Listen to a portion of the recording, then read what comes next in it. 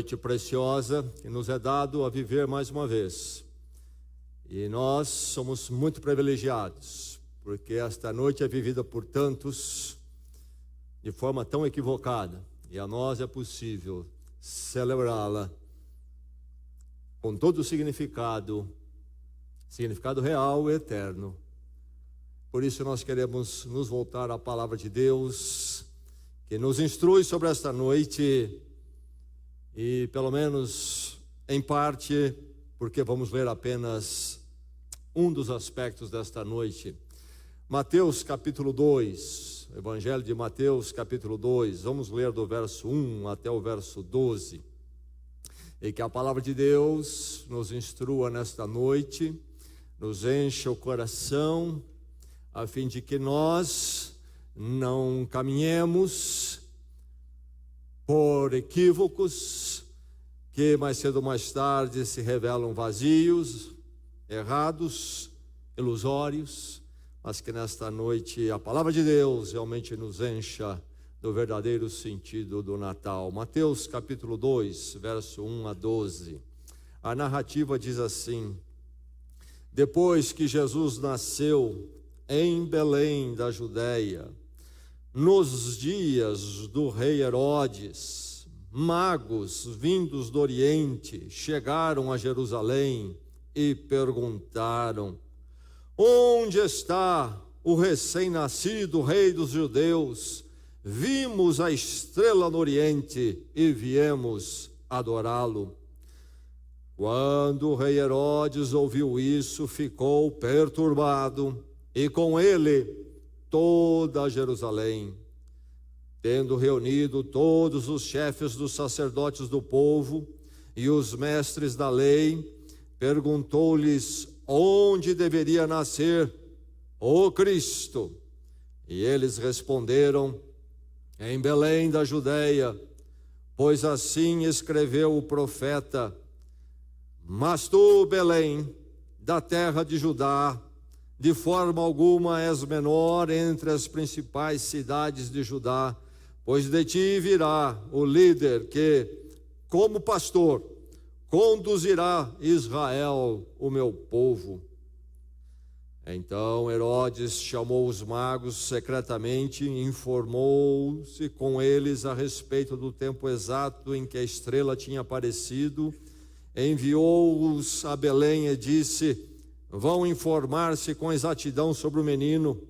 Logo que o encontrarem, avisem-me, para que eu também vá adorá-lo.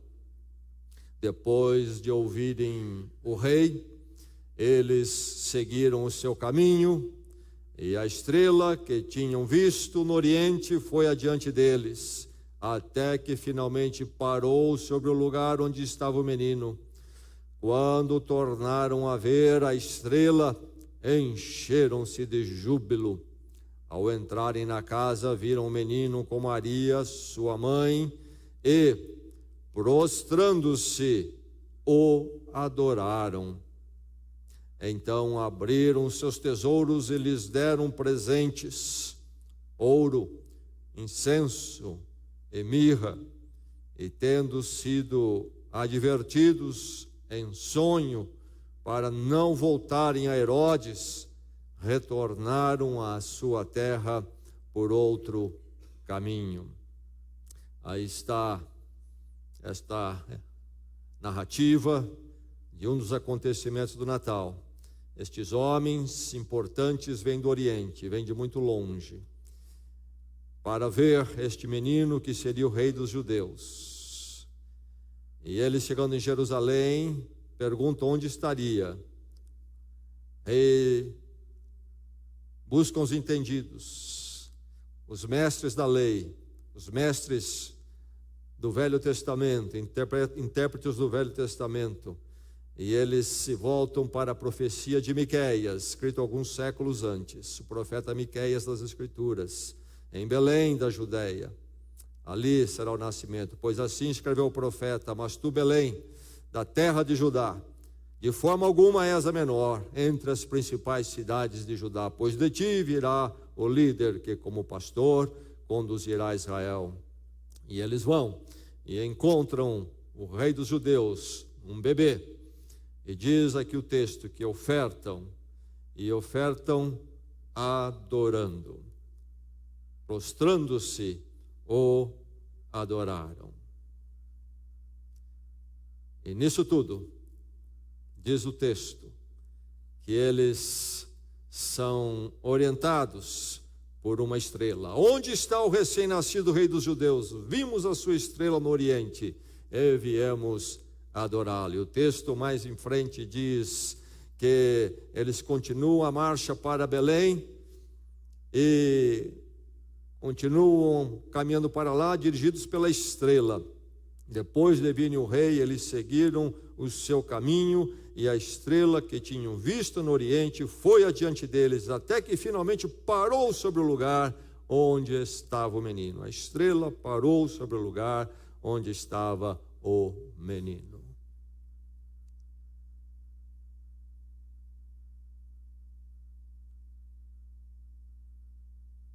Luzes.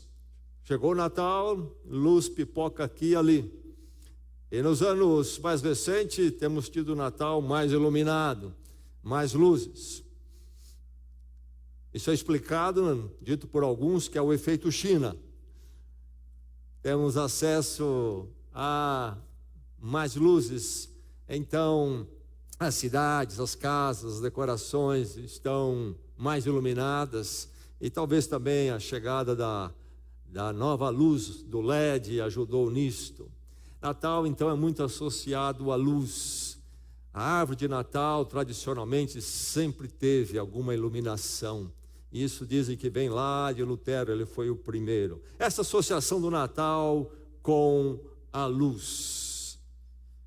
E creio que todos nós já recebemos de alguém durante a estação do Natal, talvez neste ano, inclusive, ou nos anos passados, ouvimos de alguém esta saudação, ou essa expressão de boa vontade, dizendo que você tem um Natal cheio de luz. Realmente há uma associação do Natal com a luz. Jesus Cristo disse: eu sou a luz do mundo.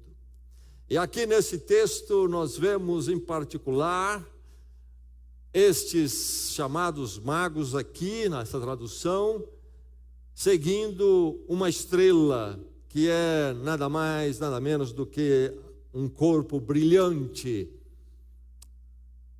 nos céus, a luz. Um Natal cheio de luz, que você tem um Natal cheio de luz. E aí, quando eu escuto isso, já escutei algumas vezes, eu me pergunto o que a pessoa quer dizer com isto. O que ela está realmente desejando a mim? O que ela pensa realmente que seja luz relacionado com o Natal? Bem, conhecendo os tempos atuais, a mentalidade dominante, o jeito que a cabeça das pessoas estão formatadas por influência de mídia, do jeito de pensar que vai se espalhando, eu tenho para mim que muitos estão me desejando quando falam para mim ter um Natal cheio de luz, e que também o novo ano já de carona seja cheio de luz. Estão pensando assim no misticismo, quem sabe. Isto é, você ter a tal da energia. Essa luz então seria tal de uma energia mística. Isto é, que vai me dar aí um fluir segundo as vantagens, as prosperidades e outras coisas mais. Somado a isso, ou separado disso, talvez outros foquem mais quando me dizem tem um Natal cheio de luz, um ano cheio de luz. Foco mais numa perspectiva gnóstica, isto é, que eu possa descobrir, ter aquele segredo que pode me levar então a uma vida de sucesso e de prevalecer, etc. E aí então os segredos abundam, são variados, todo esse gnosticismo que domina a era presente. Por exemplo, há um livro que foi vendido e ainda é vendido até hoje, aos milhões no mundo, O Segredo da Atração. Esse é aponta um gnosticismo. Aqui há uma chave secreta que, se você descobrir, leia o livro, eu vou lhe instruir, vou lhe introduzir a ela, e aí então tudo vai ser como você quer. Alguns talvez estejam pensando em alguma coisa assim. Ou talvez outros ainda estão pensando, somando tudo ou separadamente, num ocultismo, luz nesse sentido de uma visão, quem sabe, do sobrenatural, espiritualismo. Podemos ilustrar a experiência daqueles que vão buscar, por exemplo, uma vidente. Sempre é num quartinho escuro que ela o recebe, numa mesa ali, e ali então é dito tantas vezes que é a manifestação de uma luz, ou de um ser então brilhante. É sempre um ambiente escuro, de trevas, e ali há essa experiência ocultista. É preciso ser num ambiente então assim preparado, um ambiente escuro. Então que na minha vida eu tenha essas experiências com o ocultismo. Isso talvez vai me dizer que eu estou num contato com um poder sobrenatural. É um aspecto de magia, o controlar, ter contato e controlar o mundo sobrenatural a meu favor. E aí a vidente, seja lá quem for, o guia, médium, seja quem for, vai ser esse canal para me ajudar, etc. Então, tem um Natal cheio de luz, um ano cheio de luz. O que é que estão pensando realmente? Bem, seja lá o que for, aqui nós temos as Escrituras nos falando desta estrela. Do que ela está falando? O que é realmente a luz do Natal? Quando Jesus diz, eu sou a luz do mundo, o que isto quer dizer? Há tanto a dizer, mas nesta noite podemos lembrar algumas coisas. Olhando esse texto em particular, note que esta luz aqui, esta estrela que brilha, é instrumental. Ela tem uma função temporária e ela some. Ela não é um fim em si mesma, nem ela é o que eles precisam. Eles não buscam a estrela, eles já viram a estrela. Eles não param aí porque ela é instrumental. A luz para eles não é então algo em si mesmo, ela é até simbólica. Quando Jesus diz, eu sou a luz do mundo, Ele não está dizendo a nós que Ele é esse fenômeno físico que nós conhecemos, que rompe com as trevas, naturalmente através do sol, das estrelas, e depois artificialmente criamos a eletricidade. Jesus não está dizendo isto. A luz do mundo, como Jesus diz, a estrela deles aqui é até simbólica. Alguns intérpretes e teólogos, inclusive, enxergam aqui um paralelismo com o pilar ou a coluna de fogo que guiou os israelitas no Velho Testamento quando eles peregrinaram pelo deserto em rumo à terra prometida. Como é que nós vamos saber a direção? Eis a pergunta. Moisés, então, trata isso com Deus, e Deus diz, uma coluna de fogo à noite irá guiá-los. E o que era isto? Era para eles, é dito o texto lá no Velho Testamento, o símbolo, o lembrete para eles de que a presença de Deus estaria com eles, guiando eles através da viagem. A coluna de fogo, o pilar de fogo não era a questão em si. Aliás, chegou o dia quando ela não tinha mais necessidade de ser e sumiu da vida deles. A luz aqui é instrumental. Ela vem para apontar algo além dela.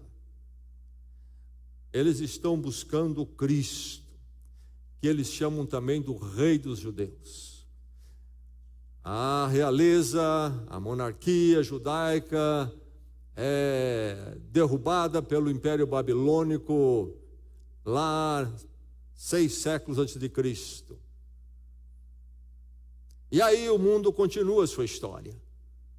Depois do domínio babilônico, vem os medo-persas, vem os gregos. Quando Jesus nasce, são os romanos. E o povo de Deus, o povo de Israel, vai atravessando tudo isto, dominados por outros poderes. Mas em todo o tempo eles estão olhando para as Escrituras e o que os profetas tinham falado. O rei virá. Já havia sido dito a Davi, 1000 anos antes de Cristo, o seu reinado será eterno, a sua dinastia será eterna. E o povo, então, durante esse tempo todo, aguarda a chegada deste rei. Então, quando esses magos vêm do Oriente, eles vêm instruídos por isto, essa esperança do rei dos judeus, que é o Cristo, o Messias. A luz, então, para eles é a sinalização de Cristo. A importância desta luz, dessa estrela, é isso. Agora, essa luz do Natal, essa estrela, Cristo, a luz do mundo, produz transformação. A tradução diz aqui que eles eram magos. Há dificuldades com essa tradução. Alguns dizem que na tradição cristã surgiu a ideia de que eram reis magos, inclusive. Eles nunca foram reis. Isso foi uma ideia que um e outro lançou e pegou na tradição da história aí. No texto bíblico não aparece a palavra reis, e o termo que aparece é de tradução um pouquinho difícil. Esse escolhe às vezes falar em magos, e magos nos nossos dias é aquele embusteiro que faz os truques. Eles não são isso, é uma casta sacerdotal que dentro do império aqui então, Medo-Persa, e eram aqueles que eram os sábios, os estudiosos, intelectuais, cumpriam uma função religiosa que se misturava também com o entendimento do universo, naquela época então chamada ciência, como nós pensamos hoje, não se separava do religioso e o estudo das coisas, e inclusive entravam por som de misticismo, como astrologia, eram conhecedores da astronomia, mas também associavam com a astrologia, isto é, os efeitos aí dos planetas, etc. E lá estão eles, tateando para conhecer a verdade. Esses pelo menos eram sinceros.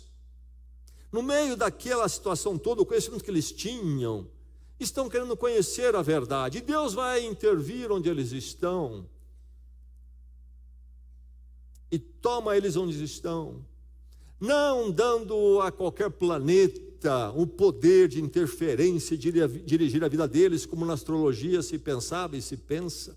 Deus coloca uma luz diferente, uma luz única, uma estrela específica, para transformá-los, retirá-los daquela condição, libertá-los daquelas trevas. Não é um planeta que já existia. Tenta até hoje se explicar esse fenômeno dessa estrela. E há 2, 3 explicações, mas nenhuma consegue se alinhar realmente com a história. Fala-se de um cometa, fala-se da junção de 2 planetas, na visão, não é nossa, nos céus. Então, na nossa visão, 2 planetas do sistema solar, num dado momento que aconteceu, mas as datas não batem. Mas, lendo o texto com cuidado, nós vamos perceber que o Natal não é um fenômeno da natureza. É uma intervenção de Deus no universo, no mundo, na humanidade. O Natal, então, ele é marcado por uma porção de eventos e acontecimentos que foge qualquer coisa que nós chamamos de natural. É a presença de Deus irrompendo na nossa história, irrompendo no mundo, naquilo que é natural para nós. Há uma série de relatos, a começar o nascimento do bebê em si, concebido numa mulher, mas pela intervenção do Espírito Santo. E essa estrela é a mesma coisa, não se trata de nenhum corpo celestial que aí existe. É um fenômeno da presença, a direção de Deus.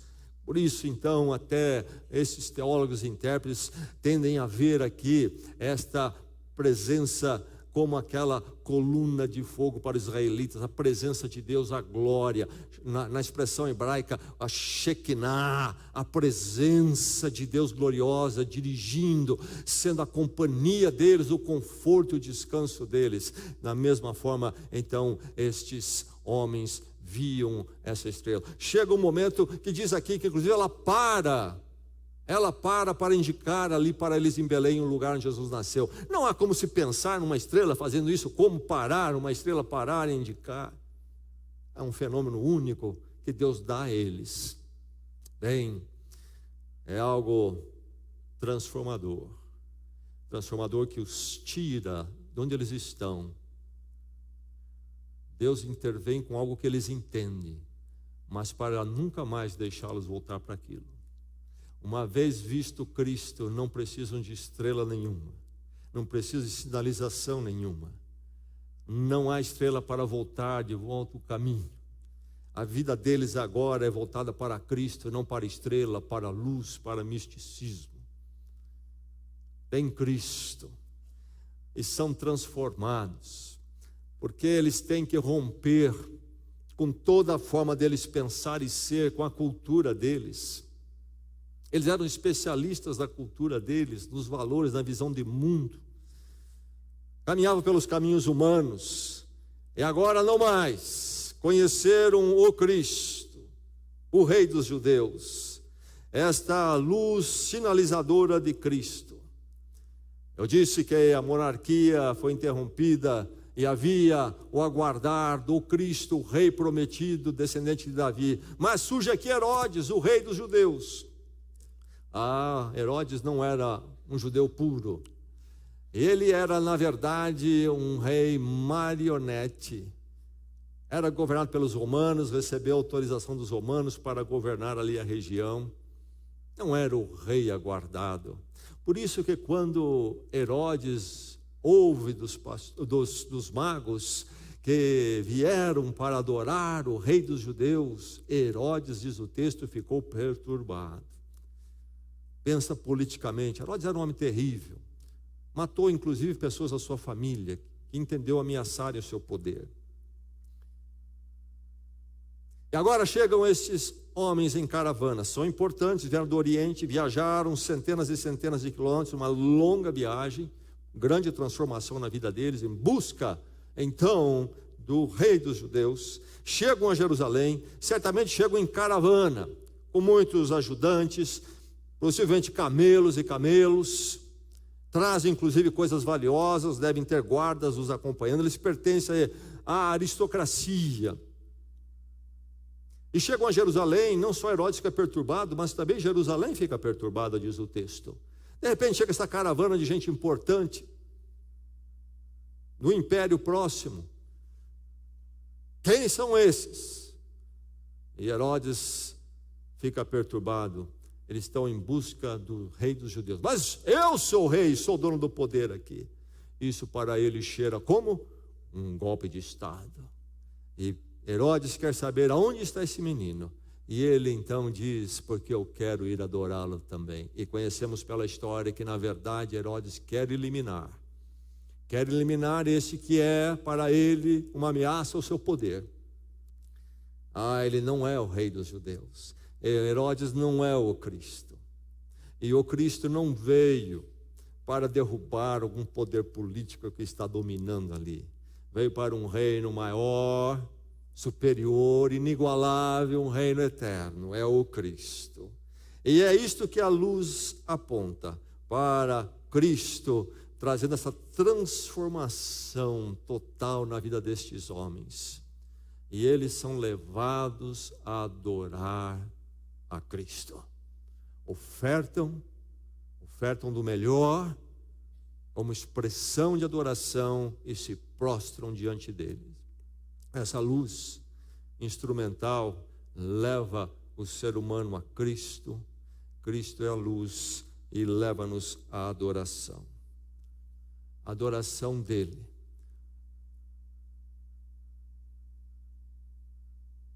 Se vamos adorá-lo, é porque tivemos nele o encontro com Deus. Ou então seria idolatria. Estaríamos adorando aquilo que não é Deus. Esta luz leva então essa transformação e este encontro com aquilo que é digno, com aquele que é digno da nossa adoração.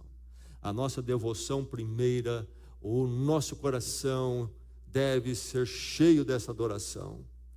Essa luz então é maravilhosa. Ela não é um fim em si mesmo. Ela não vai brilhar para você e para mim. Brilhou uma vez na história para servir um propósito, cumpriu o propósito, cumpriu na vida desses e passou na vida deles, não mais. Sobrou o quê? Sobrou Cristo e a adoração deles de Deus para sempre. e cumpra o propósito em nossas vidas, porque tudo já foi feito para que eu e você, lendo esse texto, lendo sobre essa luz, ela brilhe em nossas vidas, e da mesma forma que levou aqueles magos à adoração no encontro com Cristo e à transformação, faça o mesmo na minha vida e na sua nesta noite. Qual é a diferença que essa luz causa então? Essa luz instrumental, ela leva ao encontro com Deus em Cristo. Sim, envolve a fé. Fé com conteúdo, não fé como um mero positivismo. Precisamos ter fé para caminhar. Vamos caminhar com fé. Essa conversa humana que baseia a fé na fé. Você crê, então crê que dá certo. Não, fé no sentido de conteúdo. Deus move-se na história, e o Cristo prometido, e na história, na hora certa, vem para nos trazer Deus conosco.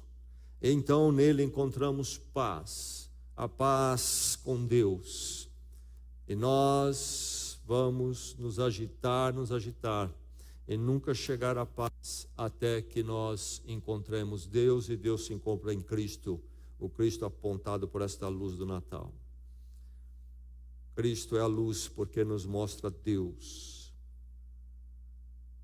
Cristo é a luz porque nos leva a Deus. E aí surge a paz em nosso coração. Paz com Deus. Como disse o teólogo e pensador cristão do quarto século, Agostinho: ó Deus, nossas almas estão profundamente inquietas até que encontrem descanso em Ti. Nós não percebemos tantas vezes no mundo de tantos paliativos quanta falta de paz nós temos. E nós pensamos que se nós buscarmos um pouco mais de paliativo é que nós vamos encontrar a paz. Nós agonizamos, somos perturbados. Só vamos chegar ao ponto de parada e descanso quando nós estivermos em paz com Deus. E isto encontramos em Cristo. Foi isso que a luz fez, mostrar Cristo, porque Ele é o caminho da paz com Deus. Paz no meu coração já, paz no meu coração agora, amanhã, depois e por toda a eternidade conhecida então em mim hoje. Paz de verdade. Eles encontraram sentido quando encontraram Cristo, sentido para as suas vidas. Não estava na sabedoria deles, não estava no status econômico deles, social. Eram homens de posse, de status, mas não eram nisto. O sentido da vida deles era Cristo. Tanto é que eles marcharam centenas de quilômetros para conhecer a Jesus Cristo. Cristo é o sentido que vale a pena seguir, seja qual for o caminho e quão longo ele seja, porque ele é o sentido eterno, é o encontro com Deus. É levantar toda manhã e saber por que eu vivo e como devo viver. Como eu vivo e por que devo viver. A vida com sentido. A vida que é vivida em Cristo, então para Deus e para Deus eternamente. Ele é a minha direção. Não é uma luz e uma estrela. Isto foi temporário, foi instrumental, até que eu conhecesse a direção, que não é uma luz e uma estrela, mas a glória de Deus, que não passa. E cada manhã posso levantar sabendo há uma razão de ser para a minha existência, e uma razão de ser eterna. E então, essa luz nos indica também aquele que nos dá toda a esperança. Podemos esperar. A vida tem todos os seus sobressaltos. A vida tem todas as suas incertezas. Todos nós somos tentados a querer construir uma segurança nos nossos dedos e forças. E ficamos esperando o dia quando nós vamos atingir isto. Nós vivemos nessa esperança de uma segurança que nós havemos de produzir. Segurança somente em Deus e nada mais. E nós temos essa esperança fundamentada nele então. Temos a esperança de que somos dele hoje por toda a eternidade. E Deus nos garante isso em Cristo. Essa é a luz do Natal, que muda o nosso coração, muda a nossa vida e nos enche de alegria e paz. A fé que envolve a pessoa de Cristo, a vinda dele, a obra dele por nós. A paz resultante desta fé na obra dele por nós, que chega à cruz. Paz com Deus, perdão, reconciliação com Deus, andar com Deus, ser dele para todos sempre. Tudo certo entre eu e ele através de Jesus Cristo. O sentido da vida. Deus é minha razão de ser, minha razão de levantar toda manhã. Sim, levanto para as minhas responsabilidades, para ser útil, usar o tempo e a habilidade que Deus me deu, mas tudo isso eu faço no altar dele para ele. E a esperança, tudo há de passar, menos Deus e então menos a minha vida na presença dele.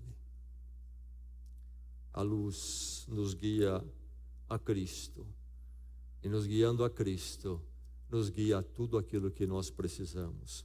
Nossa vida fica então realmente iluminada, não por uma estrela ou uma luz instrumental, simbólica, temporária, mas por aquele que é a luz do mundo, a luz da minha vida, hoje e para todo sempre.